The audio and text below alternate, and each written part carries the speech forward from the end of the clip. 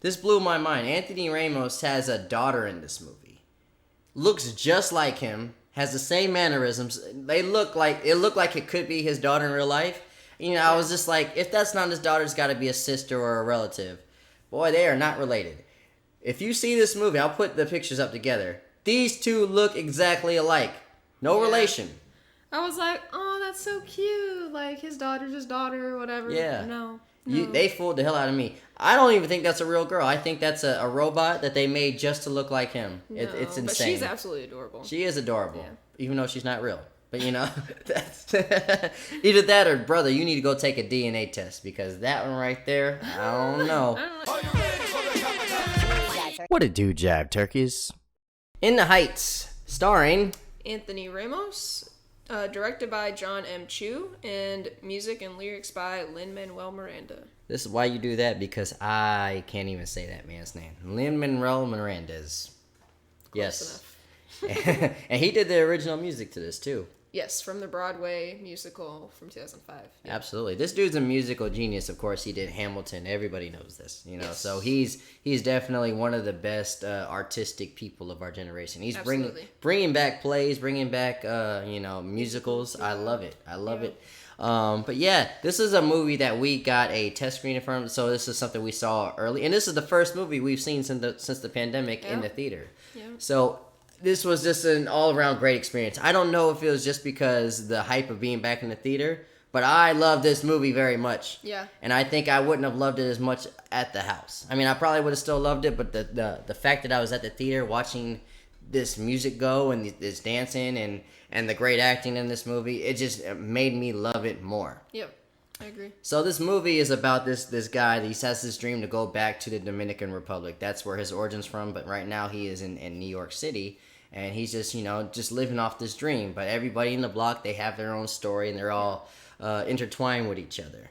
And it makes for a good love story. It makes for a good stories of friendship. It's family based. This is one thing I love about like a lot of my Hispanic friends, especially my Puerto Rican friends. They're all family based. Everything that they do is one unit.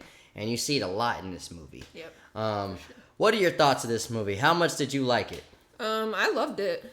I would say that in my opinion, like I'm a really huge fan of Hamilton.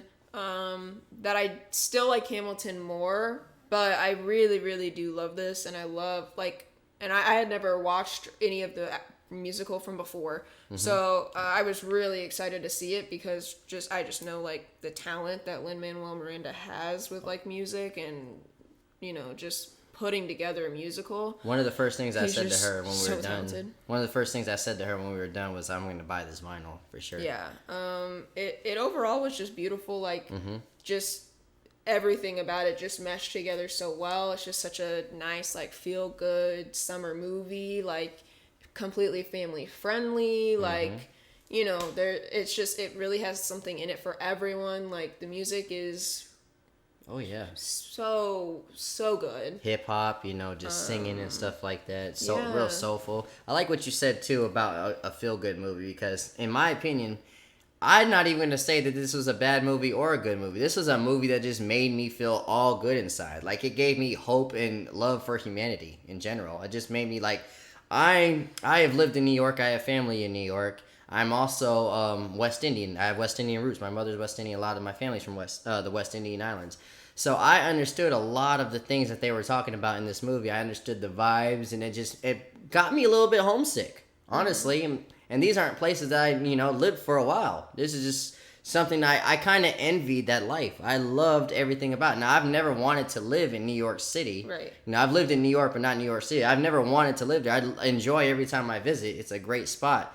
But this movie made me just like that longing for like community like Absolutely. They had in this movie. Yeah because not everyone gets to grow up with a tight community. Sure like don't. Most people don't, so I was definitely envious of this. One thing I guess one gripe I would have, like a criticism I've been in New York City. There was not much crackheads in this movie. There was not just random people shouting, there wasn't just, it wasn't that entertainment was out. So that was what made it unrealistic. If you've been to New York City, that type of stuff, the ratchetness was not in the city. It was very clean and very But respectful. I mean, it's also a musical, so you have to Obviously. like take that whole thing with like a grain of salt, because you don't throw just that have out. people like walking down the street singing and like Yeah. you know, into like dances and stuff. Could you imagine if they did that? Guys, I finally made it to New York City!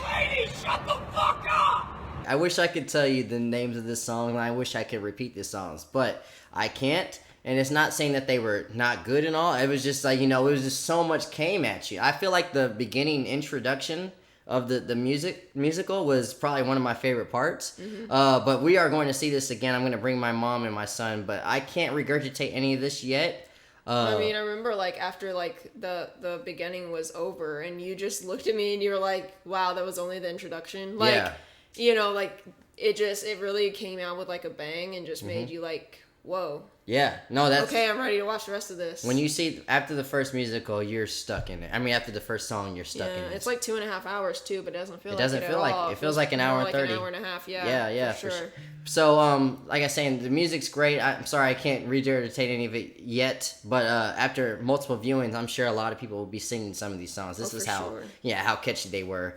The acting, great. I'm still amazed how in sync a lot of these characters were with each other.